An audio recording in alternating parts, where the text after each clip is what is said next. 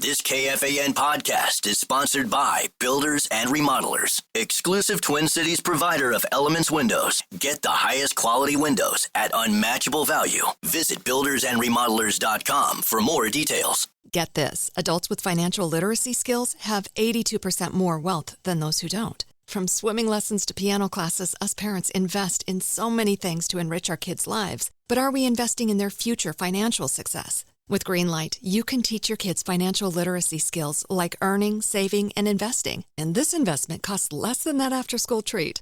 Start prioritizing their financial education and future today with a risk-free trial at greenlight.com/iHeart. Greenlight.com/iHeart.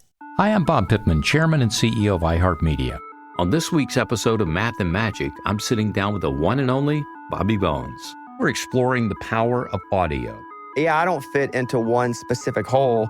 I think that is what endeared me to listeners. That's why I'm here now, because I talk to people that grew up like me, have sensibilities like me, and have loyalties like me. Listen to Math and Magic, stories from the frontiers of marketing on the iHeartRadio app, Apple Podcast, or wherever you get your podcast.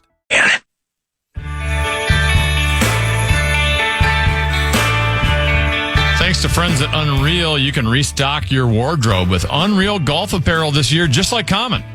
Register to win up to $1,000 in Unreal golf apparel on our contest page. One lucky winner will restock their closet with amazing golf apparel thanks to Unreal. That's KFAN.com. Keyword contest to enter today.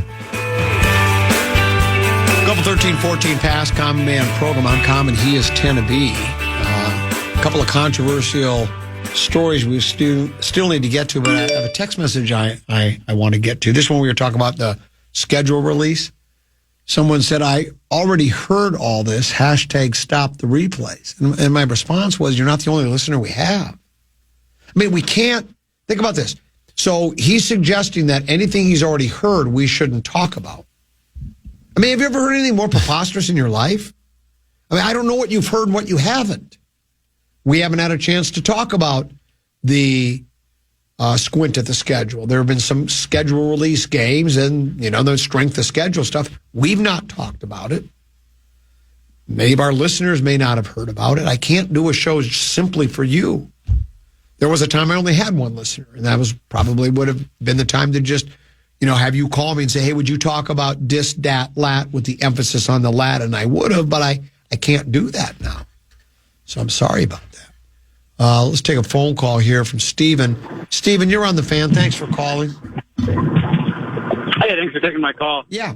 Just in the spirit of accuracy here, Derek Carr definitely was drafted in the 2014 draft by the Raiders. It was actually his brother David Carr that was drafted by the Texans first overall, who definitely ended up being a bust. So Derek Carr, 2014. The draft is on KFAN. Make sure you check yourself, Genevieve. Have a nice day, guys. What is he talking about?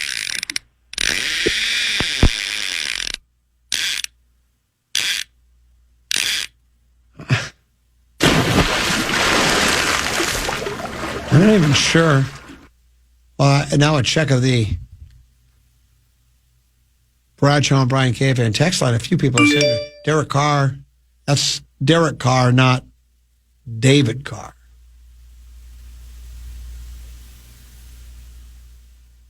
So happy for David Carr. What a great career. It's too bad his brother Derek didn't have a great career, had the terrible shoulder injury. Carr played 23 years in the league and retired at 34 years old. Won't be done again. Nice research, Common. I think you combine Derek Carr and David Carr's careers together. They were brothers. Please don't combine both the careers of the Carr brothers. Nice bit on the David Carr take. Derek Carr was drafted by the Raiders. David Carr's brother was drafted number 1 overall by the Texans.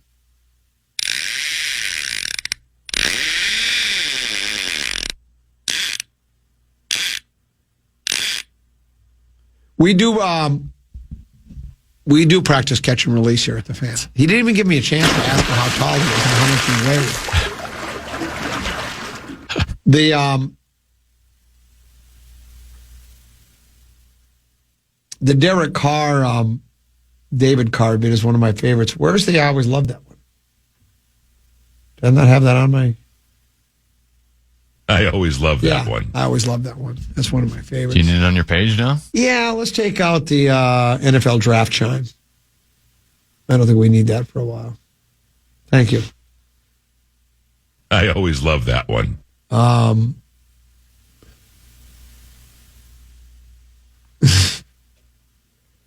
Yeah, we're... Is it fishing season? Is that what you're saying? I mean, this was I think maybe that guy's new in town and doesn't want to hear anything. Oh, this is going back to the... I think maybe that guy's new in town and doesn't want to hear anything he's heard before from noon to 3. Yeah, I think that's back to the guy that said, I've already heard all this. Don't repeat it anymore. This one says, I missed what the texter said. Can you repeat it? Yeah, someone said fishing is good today, and it really was. I mean, I got probably 30 text messages, and we got a couple of phone calls. A couple of people just dropped out because they didn't want to wait any longer. This is a Carr 11 story, Tenby, that I stumbled upon. Headline, rodent droppings, mold, and hand washing. Dozens of food safety violations found in Minneapolis sports facilities. As fans packed Target Center... You've got to be kidding me! ...for Thursday's Game 2 of the Timberwolves playoff matchup against the Golden State Warriors, details from a recent routine food safety inspection raised a few concerns. City of Minneapolis conducted a food safety inspection of Target Center on February 12th, uncovering a lengthy list of violations. Dozens of issues were documented throughout the arena's concession stands and food prep areas, ranging from the physical condition of the facilities to protecting food from contamination. Amy Johnston is a food safety educator with the University of Minnesota Extension. She reviewed the city's inspection reports, and she said, I see trends in risky food safety behaviors, meaning not isolated to one service area and not isolated to 1 year routine inspection.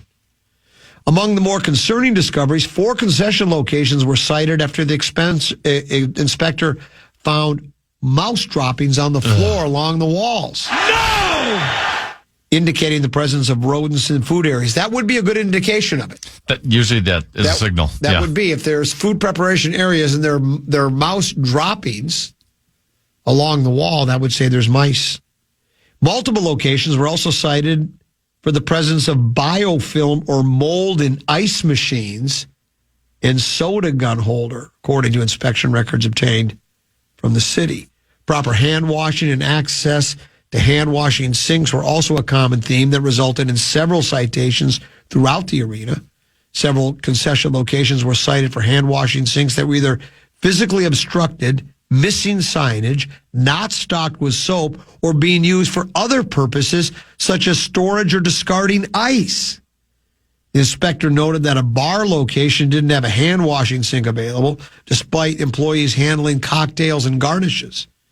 One employee at a pizza location was observed going directly from washing dishes to handling food without having washed their hands.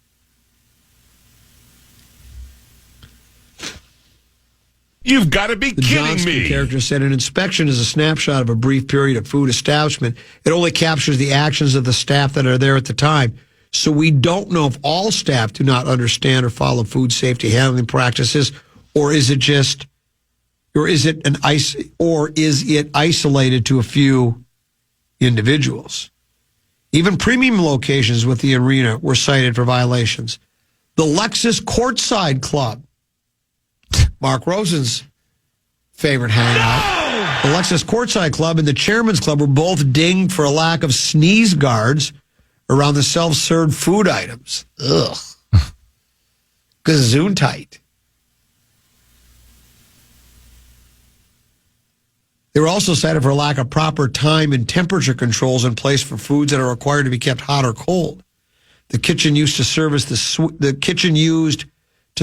suites was cited for holding pork sliders at a temperature of 128 degrees below the required 135-degree minimum to prevent the growth of pathogens.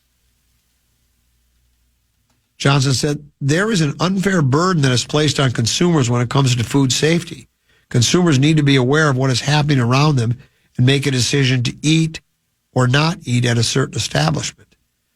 Target Center was not alone in seeing issues, Tennessee. Target Field and U.S. Bank Stadium were also listed as having violations in past years. Target Field's most recent routine inspection from July of 2024 saw violations of food temps, food stored on the floor, and hand sinks that did not work. U.S. Bank Stadium September 2024 inspection found rodent droppings, buffets with no sneeze guards, and mold buildup inside an ice machine. No! The Minneapolis Health Department told KARE 11 that stadiums and arenas are inspected annually to ensure that food safety practices are being followed. Additional inspections happen during big events like the U.S. gymnastics trials and the Big Ten tournament. If violations are found, the Minneapolis Health Department works with the vendor to educate them and resolve any food safety issues. Aramark Sports and Entertainment provides food to U.S. Bank Stadium. They released the following statement. Food safety is a top priority. We maintain the highest standards under food production and safety processes, ensuring the integrity of food from time of delivery to the service at U.S. Bank Stadium. Our on-site safety manager, a former health inspector for the state of Minnesota, oversees our safety protocols, supports our team with continuous training to keep employees well informed of the latest guidelines. We also have an extensive repair and maintenance program to keep our equipment and facilities in optimal operation. We are committed to providing a safe and positive hospitality experience for every guest who visits U.S. Bank Stadium. Target Center works with Levi Restaurants to provide. They released same kind of a statement that said during a February health inspection, all food outlets were audited, and Target Center received an overall rating of 98.5 out of 100. With perfection as our goal, we proactively invited the Department of Health back in March to demonstrate that all issues identified were successfully addressed. We're committed to serving fans with the highest quality food and beverage experience. I think really what it comes to more than anything, Tennessee, is it's kind of like, it's just the individual employees in a lot of cases, right? Sure. I mean, some probably follow it to the letter of the law. Others are just like, you know what? Nobody saw that. I mean, it happened to me at a restaurant when I had kids. We were at one of those buffet restaurants. And I'm in the restroom, and an employee comes in, and we're both using separate urinals. We're not using the same one. And then he walked right out the door without washing his hands. See it all the time. So I said something to the manager. I said, look, one of your employees, I watched him walk out of here without washing his hands. Do you know which one it is? I said, I don't know for sure, but just might want to remind them they might want to wash their hands. Because he didn't even. Now, I suppose it's possible. There's a sink back in the kitchen area, but I highly doubt that's what he went to do. It doesn't matter. Yeah, it doesn't matter. There's a sink in the bathroom. Go use it. You are correct, me boy. We'll take a break, come back. Tennessee's got bonus bucks keyword for us. The Fan and BigDeck.com wants to give you a shot to win bonus bucks with our national cash contest. Enter the keyword win at KFAN.com now for a shot at winning. That keyword is win. Enter now at KFAN.com. Hi, I'm Bob Pittman, Chairman and CEO of iHeartMedia. On this week's episode of Math and Magic, I'm sitting down with the one and only Bobby Bones. We're exploring the power of audio. The word on the street then was he's too country for pop. But then once I got to country, it was he's too pop for country. So I kind of never really had a place to fit in, but that's exactly how and why I fit. I just embraced that. Like, I don't fit into one specific hole. I think that is what endeared me to listeners. That's why I'm here now, because I talk to people that grew up like me, have sensibilities like me, and have loyalties like me. Listen to Math and Magic, stories from the frontiers of marketing on the iHeartRadio app, Apple Podcasts, or wherever you get your podcasts. Fan.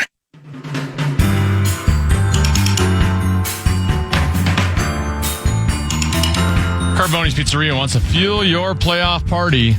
Visit one of their 30-plus locations to enjoy delicious pizza and get ready for the playoff run. Find your nearest Carboni's today at carbonispizza.com. I could tell a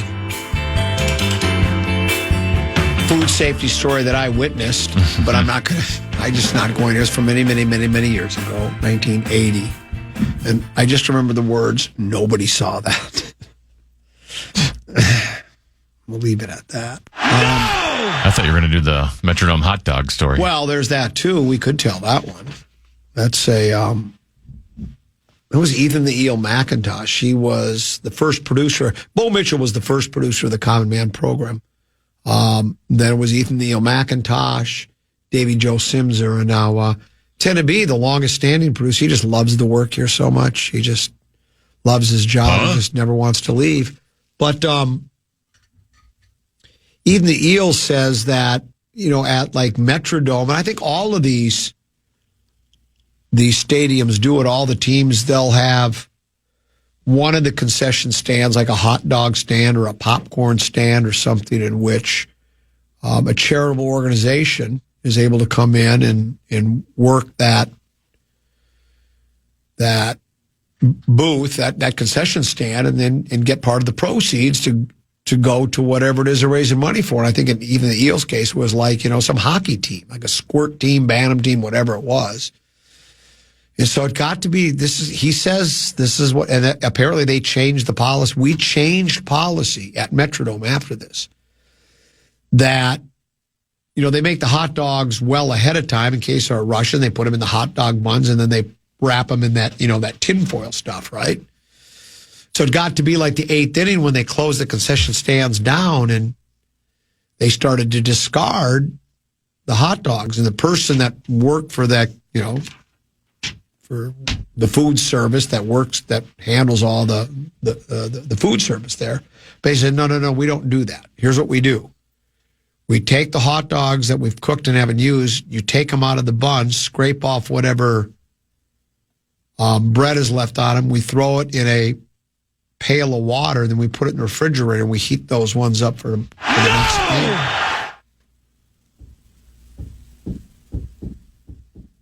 So they take the hot dogs that have been sitting in there in that warmer, they take off the wrapper, they take the hot dog out. If there's any bread that got stuck to it from the bun because the hot dog came out of water, so it was wet, right? They would just scrape off what bread was left, throw it in a Kemp's half-gallon empty ice cream container with water in it, put them in there, and then put it in the fridge. So I always recommended everybody, if you go to a game, don't have a hot dog till like the 3rd inning. Because you figure by then they've gone through the hot dogs from the game before, right? From day 2 of the 3-game series. I suppose if it's a Tuesday night game and it's getaway day on Wednesday, so it's a noon game, it's not as bad. Because they were thrown into the bucket of water and put in the refrigerator about 9 o'clock at night, and then they're heating them back up at noon, right? But if it's from one night game to the next, you're talking almost 24 hours. But if you wait, you'd think they'd go through those hot dogs and you get a fresh one. Let that be a reminder to you. And it was confirmed that's what they did. And as a matter of fact, they stopped that policy. Why did it take that? Why would anybody think that's a good idea?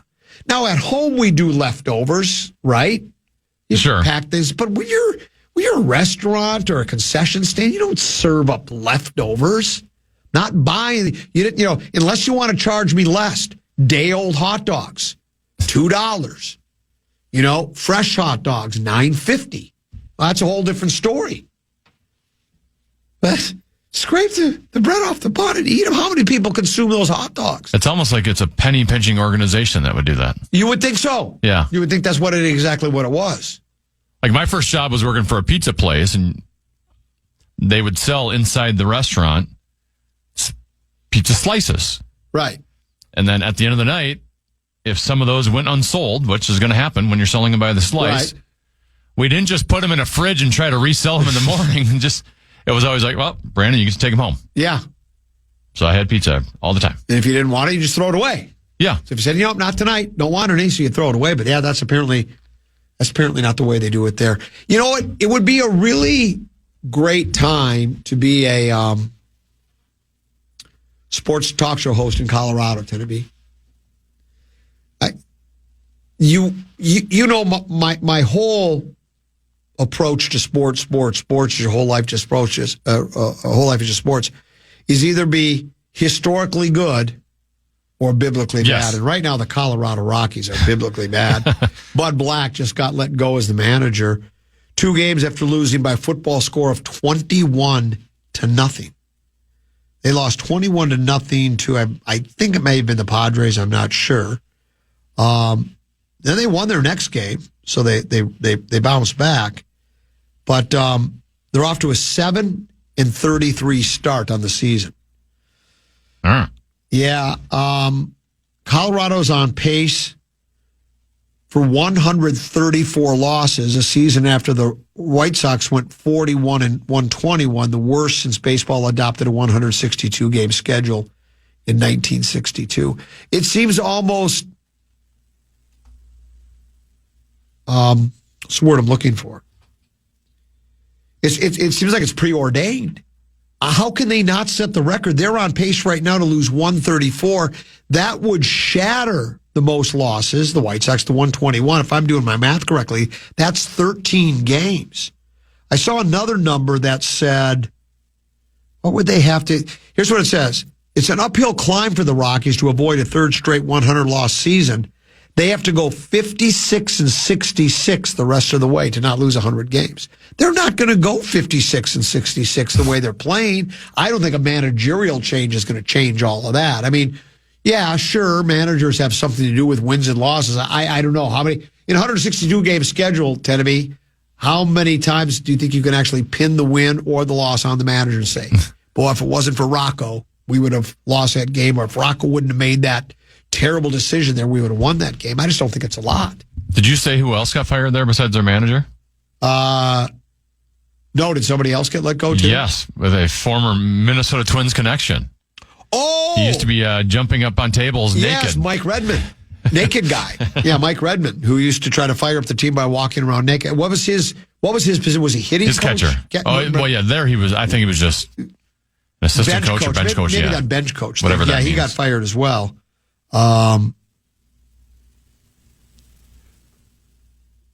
His might have just been like an HR violation. Yeah. Well, and you know, again, the guy who got the job, I know nothing about him. His name is, he's a third base coach. He's interim, so you know all about interim. Yeah. His name is Warren Schaefer. He's almost in a can't lose situation, even though they're going to lose a lot. You know what I'm saying? Because if they continue to lose, they can't go, boy, this Schaefer's a terrible manager. So, well, maybe the team's just terrible, right? But then if all of a sudden he turns this thing around right now, they're not going to make the playoffs, but all of a sudden he turns, maybe all of a sudden they go, hey, you know, you did a nice job in that interim. Maybe we'll make you the manager from now on. So to me, he's almost in a no-lose situation. Because even if he it's hard to get worse. Yeah, you can't get any worse. Almost anything would be an improvement. But how much fun would it be to follow that team every year or every game? 21-0 they lost to the Padres. That almost seems impossible. That must have been a game where they had an outfielder, a catcher, and a utility infielder also pitching, right? They must have, because even no matter how bad your team is, if you're a professional pitcher, if you're using only professional pitchers on your set, you don't give up 21 runs. That seems almost impossible. So we'll keep an eye on this club. I think this is a club that I can really glom onto and really take some pride in. So let's do this. Let's pause and come back. One last segment to go. Common Man program on the Fan. Hi, I'm Bob Pittman, Chairman and CEO of iHeartMedia. On this week's episode of Math and Magic, I'm sitting down with the one and only Bobby Bones. We're exploring the power of audio. The word on the street then was he's too country for pop. But then once I got to country, it was he's too pop for country. So I kind of never really had a place to fit in, but that's exactly how and why I fit. I just embraced that. Like, yeah, I don't fit into one specific hole. I think that is what endeared me to listeners. That's why I'm here now, because I talk to people that grew up like me, have sensibilities like me, and have loyalties like me. Listen to Math and Magic, stories from the frontiers of marketing on the iHeartRadio app, Apple Podcasts, or wherever you get your podcasts.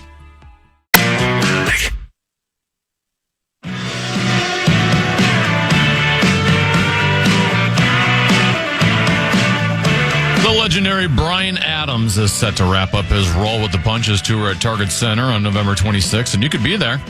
Check out our contest page to see how you can enter to win a pair of tickets. That's KFAN.com, keyword contest to enter today. Couple 13-14 past Common Man program. A couple of people have noticed that there's a little nasally. It's the worst cold I ever had in my life. It's almost gone. It was just awful. Your voice sounds better. It is better. My lungs hurt from coughing so much. But I'm on the mend. It's getting better, and hopefully I'll be 100% tomorrow. But I feel fine, but I don't sound so good. A couple of people weighed in on the food inspection safety results from some of the sporting venues from around, Target Center, Target Field, and U.S. Bank Stadium. This one says, come on, Common, it's just leftovers. You eat leftovers every day, LOL. And I mentioned that, but that's my choice to eat leftovers. My wife rattles the pots and pans. She made a really nice beef tips and mashed potatoes and gravy. We had leftovers, put them in the refrigerator right away. I heat them up and I choose to eat them. I know they're leftovers. Here's another one. No big deal to reheat hot dogs, in my opinion. Look at the ingredients and already pre-cooked, right? But it's not advertised. If they advertised at the stadium and said day-old hot dogs stored in the refrigerator and then sell them cheaper, okay. Don't they do that at like bakeries, day-old bread? You can buy bread that was baked the day before, 2 days before, whatever, but you get it. They tell you ahead of time, and they sell it for a discounted price. I choose to eat leftovers when I know it's leftover. If I went to so he said, it's not that big of a deal, in my opinion. That's a huge deal. You don't go to restaurants expecting to have day-old food. And it's even worse at these stadiums because of the price. You are paying, they have greatly inflated what a hot dog costs. I mean, based on the monopoly they have. And then they're going to sell you if they wanted leftovers. Well, you know what? Here's the deal. If they really, there might be some people like, no big deal to reheat the hot dog guy. Okay.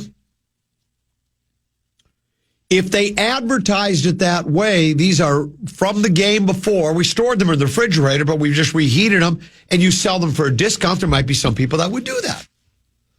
And you probably wouldn't die from it, but I would not eat day-old hot dogs, quite frankly, especially from the stadium. At my house, that's one thing. That have also been handled. Yeah, that's exactly right. They're being handled the second time. Speaking of the Twins, there is saw one of the websites had, report card kind of rankings for all the teams, because we're at about, how many games has each team played? 40-ish? Yeah, we're at like 21 and 20, I think. Yeah, okay. So you're better at math than Twins are something like 21 and 20. How many with 162 games scheduled, having played basically 40? 25%. Yeah. So about the quarter poll, they're handing out grades. That's actually the opposite. What's the that? quarter pole on a racetrack is actually one quarter left to go. Oh, okay. So this is the 3/4 pole. Yeah. Minnesota Twins received a C. Says, what a confusing team. There's talent here, lots of it, but it took their current 8-game winning streak just to get one game over 500. Byron Buxton is on one of those tears where he looks like the best player in baseball. And the rotation has been so good, especially of late. Carlos Correa has been flat out terrible at the plate, though, and Royce Lewis has played only a handful of games since returning from a spring hamstring injury. Getting those two going will be imperative the rest of the way. Similar to the Red Sox, because they graded the Red Sox at a C as well. It feels like the Twins should be better than they are. Perhaps the recent 8-game winning streak is a sign they're on the right track. For now, a 21-20 record a quarter of the way into the season is C worthy. I would say so as well, much like, though, as we talked about, Tenneby, like in the NFL, it's not who you play, it's when you play them. It's the same thing where, you can't ignore the awful start, because as you say, as we just said, it took an 8-game winning streak just to get above 500. So it was obviously it was awful until about 8 games ago. But I'd rather, it's like this, Tenneby. Let's say you were going to, I'm going to use you as a comparison. Oh, I generally don't like to do that. I don't like to use you or myself as a comparison. You or myself, yeah. Let's say you were going to shoot a 85. Yeah. Okay, on the golf course. Would you rather go 46-39 or 39-46? Would you rather finish? Would you rather finish strong? I would end up leaving the course feeling better because of the second half. Correct. But I also would know throughout the entire round I never had a chance. Right. I was never in it. But yeah, you finish strong. You got to go. I mean, how would you like to shoot a 39 in the front and then stumble your way to a 46 in the back? You'd be bitter. You'd be going, God, I had a great round going. I could have brought this thing home. And so you feel like you say, you have a better feeling leaving the course, and you probably think, I started figuring some things out. That hopefully will be a springboard. Yeah. Now, in your case, it's not going to be, but if it's a springboard to your next round. So same thing. I'd rather be at 21-20 having just won 8 in a row than being 21-20 and having lost 8 in a row, right? So I'm kind of sticking up for the hometown team. I'm trying to ducky and bunny it. Well, you use little bit here. You use the golf analogy. I was going to use the actual letter grade analogy, right? Since that's what they're going off of, letter grades. I'm sure there were many times, I know you didn't finish high school, but back in junior high or the beginning of your high school years, where early in the semester, you're hovering in that 58 to 61% range on that F-D minus bubble, and you worked your way up and you got it to a C. You're feeling pretty good about at least surviving and getting to that C. Yes. But if you had aced the first test, and by the end of the semester you got the thing down to a C, you're not feeling very good about it. That's exactly right. So when you look at it that way, I think the Twins are in a pretty good spot. Now, they could lose the next 8 in a row. What is their schedule like? Can you dial that up while I read you a couple of the AL Central? Obviously, the Tigers, they have the best record in the American League at 26-15. They received an A, and it's hard not to see why. It's we get today off. Okay. Little 6-game road trip at Baltimore. Well, that's a terrible for team. 3. Yeah, we just took care of them. They're part of that 8-game winning streak. And then we're at Milwaukee over the weekend. Then we play some AL Central Division opponents at home, Cleveland and Kansas City. Yeah. And then we're going to do kind of a tough road trip here at Tampa Bay, at Seattle, at Oakland. So the old rubber meets the road, especially when you're taking on your AL Central brethren. The Baltimore should be, and again, it's baseball. They're major league players. Even the worst teams in baseball other than Colorado. Even Colorado wins once in a great while, right?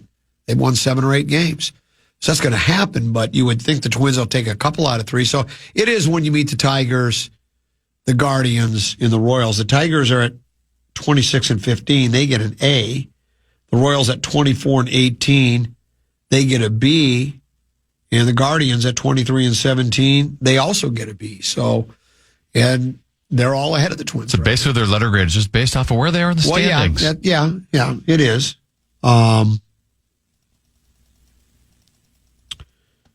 But it's I would compare, I guess, the AL Central sort of like to the NFC North, right? The NFC North had 15-2 Kitties, 14-3 Vikings. I think the Pack ended up 11-6, and then, the Bears were awful. But I guess the Bears would be the White Sox in this, even though the White Sox are worse than the Bears. But my point is, you have one bad team, then you got 3 really good ones, and right now you got 4 good teams. Certainly, Detroit, Kansas City, and Cleveland. They're a number of games over 500. Twins just finally got there, so yeah, they got their work cut out for them. But I read some of the Ducky and Bunny coverage locally here regarding the Twins, and it seems like the Pohlad pocket protector's prevailing wisdom is all is right with the world. oh, sure, there were people that were doubting this club, but now it's all starting to come together, and the pitching staff's as good as it is in baseball, maybe the best pitching staff in all of baseball. Bullpen might be the best bullpen in all of baseball. They're starting to swing the sticks, as LaBelle Neal predicted earlier in the season. And yeah, the last 8 games has been good, but you can't ignore what's happened previous to that, other than what I just said about, well, it's better to be on an 8-game winning streak and get to 21-20 than to fall to 21-20 by having an 8-game losing streak, if that makes any sense. So I'm all in on the Twins club. I'm going to be okay with it. I'm going to see where it goes from there. Who do you like at Quail Hollow, Tennessee? Have you looked at the? I have not looked ahead yet. Have you? Well, I mean, I know I'll give you one little nugget. Okay, you're familiar with Jaime Diaz? Do you know who he is? Jaime Diaz is a Golf Channel contributor. He's always on the Live From show. Terrific golf writer. I mean, he's a golf historian, and he's written for golf this, golf that, golf this, golf that. It's won writing awards for his golf writing, and he's also an occasional guest of Tee to Green. He was on the very first Tee to Green show of the year, and the last question I asked him, I said, when he was on with us, was, do you have any storylines or any surprises that you think might happen, or just some ideas? Where he goes, keep an eye out for Sepp Straka. Then 2 weeks later, the guy wins the tournament. Yeah. So Jaime was either onto something or he was on something. It sounds like he was onto something, because Straka wins the Truist event. And that's a stacked field. That's not just everybody. Those are the best. There were 72 players in the field, and he wins. For me, I guess the real storyline going into it would be, is this what's interesting, too? They've made such a big deal about McIlroy. Here's another attempt for him to get the career Grand Slam, right? Well, it's the same thing with Jordan Spieth. Every time a PGA Championship comes along, that's the one major he's missing from a career Grand Slam. But I don't, unless I'm just not hearing it, it doesn't seem like that's as big a storyline as McIlroy's always is. Well, it's because McIlroy's been ranked quite highly and been very competitive for a long time. Spieth's kind of fallen off. Right. I mean, but still, every year you've got a career Grand Slam, and now this year he has been playing a little bit better, but he doesn't get as much notoriety. And you're right, he's fallen off further than McIlroy did. And Spieth, didn't he win most of his majors in a very short period of time? I think he got 3 or 4, and he won them all like within, it seems like, a 3-4 year period, if I remember correctly. So, yeah, I don't know, but what can you tell me about Quail Hollow? Do you know anything about the course? Well, no, I think is it a Pete Dye design? I don't know. I do know this. Rory's won 4 events there. Well, that helps. Yeah, that helps there. I mean, that's why it's hard not to put him near the top of the favorites. So he must like the layout. So it's 4 times he's won there. And now he's got the baggage, we saw how much it was weighing on him psychologically and emotionally.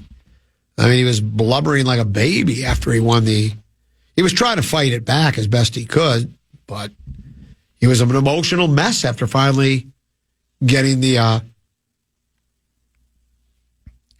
monkey off his back and the green jacket on his back. This is what you would say. And so I think now you go there. It's a course you love. You've won there. You must love it, right? You've won there 4 times. You've won there 4 times. It suits your eye. And now you're not worried about the career Grand Slam anymore. Pressure's off. Yeah, I wouldn't be surprised if he wins this year too. Is there ever like a Masters hangover with any of these kind of guys? These guys though, where I don't know. I'd have to look. Get to that level. Is it hard to have like the same focus at practice and training for the next week or two and have the same competitive desire, at least temporarily? Yeah, it could be. I'm just wondering. I have no idea. It could be, but I don't know. I don't know. Like after I beat you the first time, it was hard for me to get up for golf again, right? Right. I mean, it's just such a huge accomplishment for me. It was big. I think a lot of people were talking about it. Here's an interesting text message. It says, when you really think about it, the Grum isn't that different than day-old hot dogs. We come to listen thinking we'll hear something new and entertaining from the Wheel of Topic, only to land on Common's golf game. Then the same old bits with Mark Rosen regurgitating other people's opinions and making excuses. Or what do we call it? Regurgitates? Regurgitates? With Mark Rosen. I always love that one. Time now for Mark Rosen regurgitates. So, yeah, I guess you could make that. We should mention quickly before you read the next text, a little teasing in the business. Okay.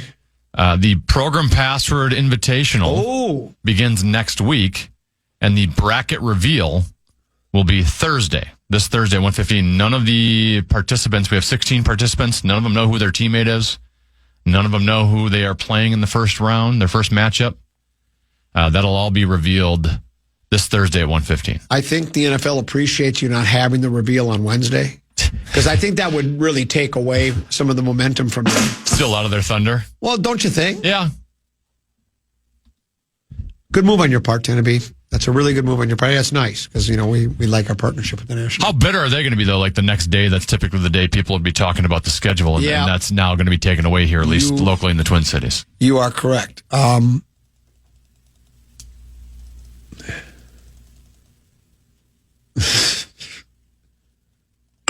If Common could give us a disclaimer that he reuses material for the Grum over and over and over again, our local clubs can give us a disclaimer about reusing their food. Stale food can literally kill you. The stale act from Common figuratively kills you. Well, there's that too. So, yeah, we're getting some negativity here. Here's one says, I became skeptical of the cleanliness last time I was at Target Center. They handed me my food in a Petri dish. Always. Yeah, that would probably do it there. So, game time tonight. Big 9 o'clock start. Niner. I don't know. I'm going to try. If the game is really competitive, I should be able to at least get to halftime, and then if it's the game is hanging in the balance, sometimes you can just get a feel for a game too. You know what I'm saying? Yeah. Even if it's like, have you ever watched a game and it's only a 3 or 5 point game at the half, and you just go, I just know this team that's down 3 or 5 isn't going to win the game. I just know it. You can just kind of sense it. Well, even in game 2, when the Warriors had that run to make it to 7, I just never felt concerned as a Wolves fan in that game. That's absolutely correct. There was just no way they were going to come back. It was just they didn't have it. They don't without Steph Curry there to knock in 2 or 3 threes and close it out. Someone said, somebody sent me a text message. It was quite some time ago, so I'd have to scroll back to find it. It's really not important word for word, but he said, my idolizing and pedestalizing of, well, at least your idolizing and pedestalizing of Jimmy Buckets has died down a little bit. Well, it really hasn't. I mean, he did what he could. He scored 33, was it? I mean, I think he was 3 less than Ant. He did the best. He knocked in, 33 points, but he can't do it all. Then Kyle Kuminga. No, it's not Kyle. It's Jonathan Kuminga. He poured in 30. They did what they could, but no, I'm a big Jimmy Butler guy. He does it both offense, defense, special teams, that whole thing. Congratulations again to Greg Swedberg. Well deserved. He's going into the Country Radio Hall of Fame, and the Vikings appreciate his efforts as well. Rosen tomorrow will be interesting. Do Rosen have any bets going on right now? No, we didn't bet on this series, did we? We didn't bet on this series. You and I bet on Stars Jets. Oh, I think we did. For $4. Stars are up 2-1 on that one. I got Jets. You got the Jets. Oh, boy. How much to get out of the bet? $2 and you can get out. Let me think about it. It's a pretty good deal. We'll see you tomorrow at 12 noon. Thanks for having me. Hey, great job. You as well. Back at 12 noon tomorrow. Big ticket. Is it JG or does it look like it's Brett Blakemore? Brett Blakemore in for JG. They're next year on the Good night, folks. And good night, Mrs. Calabash. Wherever you are. Listen back to any of Common Man's programs by podcasting on the iHeartRadio app or KFAN.com. Hi, I'm Bob Pittman, Chairman and CEO of iHeartMedia. On this week's episode of Math and Magic, I'm sitting down with the one and only Bobby Bones. We're exploring the power of audio. Yeah, I don't fit into one specific hole. I think that is what endeared me to listeners. That's why I'm here now, because I talk to people that grew up like me, have sensibilities like me, and have loyalties like me. Listen to Math and Magic, stories from the frontiers of marketing on the iHeartRadio app, Apple Podcast, or wherever you get your podcast.